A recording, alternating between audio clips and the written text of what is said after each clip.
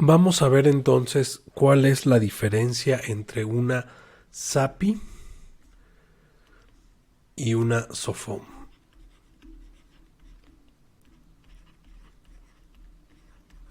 Bueno, vamos a empezar. La SAPI, que es la Sociedad Anónima Promotora de Inversión, es una modalidad o un régimen que se puede adoptar para las sociedades anónimas. ¿Sí? Las sociedades anónimas en México están reguladas en la Ley General de Sociedades Mercantiles. Y las sociedades anónimas o SAs pueden adoptar una serie de modalidades, tipos o ciertos regímenes para que tengan distintas características. Por ejemplo, el más común o popular pues es el régimen de capital variable. ¿Sí? Entonces tenemos la SA DCB, ¿sí? Sociedad Anónima de Capital Variable. Tenemos primero la sociedad anónima, luego la sociedad anónima de capital variable, pero también en otras leyes, por ejemplo, y para el caso que nos ocupa, en la ley del mercado de valores existe la sociedad anónima promotora de inversión, que también puede ser sociedad anónima promotora de inversión de capital variable. También está la sociedad anónima promotora de inversión bursátil y la sociedad anónima bursátil. Sí, estas tres también pueden adoptar la modalidad de capital variable. Entonces, la SAPI es una modalidad o un régimen que puede adoptar la sociedad anónima y entonces se convierte en sociedad anónima promotora de inversión. Se puede constituir como desde el inicio como sociedad anónima promotora de inversión o bien una sociedad anónima o sociedad anónima de capital variable existente puede después convertirse a SAPI, ¿sí? Y esta sociedad, digo, la tratamos en otros videos, es una sociedad que se creó para permitir que hubiera distintos derechos para los inversionistas, proteger ciertos derechos, crear series distintas de acciones, reconocer la existencia de convenios de accionistas. Para eso se creó. Sí, aunque como ya comentamos en otros videos, muchas de las características con las cuales se creó la Sociedad Anónima Promotora de Inversión hoy en día también se pueden aplicar a la Sociedad Anónima o Sociedad Anónima de Capital Variable. Bueno, importante, cualquiera de estos tipos de sociedades anónimas pues se pueden dedicar a lo que sea siempre y cuando sea un fin lícito, incluido el fin de especulación comercial, ¿sí? Entonces, pueden tener cualquier fin lícito y esto lo van a tener pues descrito en su objeto social. Se pueden dedicar a la prestación de servicios, a la compraventa de ciertos productos, a la producción de bienes, etcétera, etcétera. ¿Sí? A cualquier fin lícito se pueden dedicar y eso lo van a incluir en su objeto social.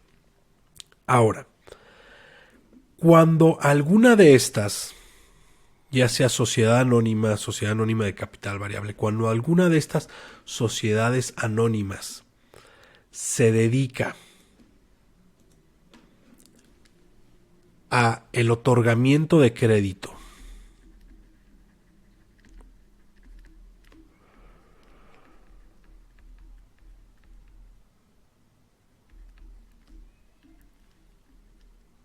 al arrendamiento financiero, a la celebración de operaciones de arrendamiento financiero,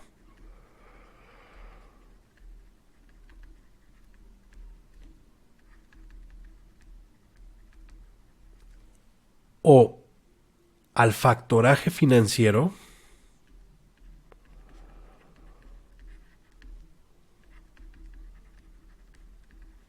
cuando se dedica a cualquiera de estas tres, entonces se puede, además de constituirse como una sociedad anónima o sociedad anónima de capital variable, se puede constituir o bien convertir a una sociedad financiera de objeto múltiple, también conocida como la SOFOM.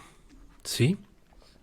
Y la SOFOM está regulada en una ley que es la Ley de Actividades Auxiliares del Crédito. Vamos a ver. Entonces, en la Ley General de Organizaciones y Actividades Auxiliares de Crédito se regula la SOFOM. ¿Y qué nos dice esta ley en su artículo 87b?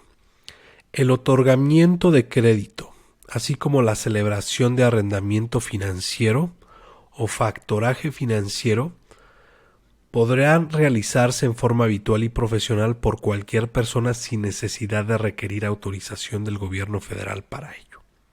¿Sí? Entonces, para todos los efectos legales, solamente se considerará como sociedad financiera de objeto múltiple, esta es la SOFOM, a la sociedad anónima. ¿Sí? Entonces, una SOFOM primero tiene que ser sociedad anónima. Es una sociedad anónima que se dedica al otorgamiento de crédito, así como a la celebración de arrendamiento financiero o factoraje financiero. ¿Sí? Entonces, cuando nosotros tenemos una sociedad anónima que se dedica a cualquiera de estas tres actividades, va a ser una SOFOM. Y entonces lo que vamos a ver es que vamos a incluir al final de su abreviación, si es una sociedad anónima, pues las letras SOFOM,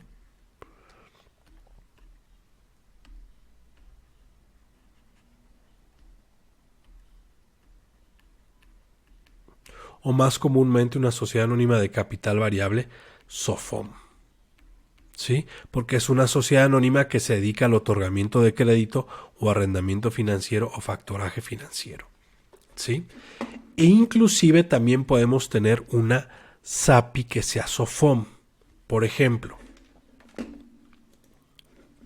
aquí en este caso estamos viendo un extracto de una escritura pública donde había una sociedad anónima de capital variable, sociedad financiera de objeto múltiple, ¿sí?, que adoptó el régimen de sociedad anónima promotora de inversión de capital variable, sociedad financiera de objeto múltiple. Entonces pasó de ser una SADCB SOFOM a una SAPI SOFOM. Entonces, en ese caso, pues también podríamos tener, además de la SA SOFOM, SADCB SOFOM, una SAPI DCB SOFOM. Ahora, la ley nos habla de que las SOFOMes pueden ser entidades no reguladas o entidades reguladas, dependiendo si tienen algún vínculo con otra institución financiera regulada o si ofrecen valores en el mercado de valores. Entonces, aquí, además de SOFOM, dependiendo el caso, le tendríamos que agregar entidad no regulada o entidad regulada. ¿De acuerdo?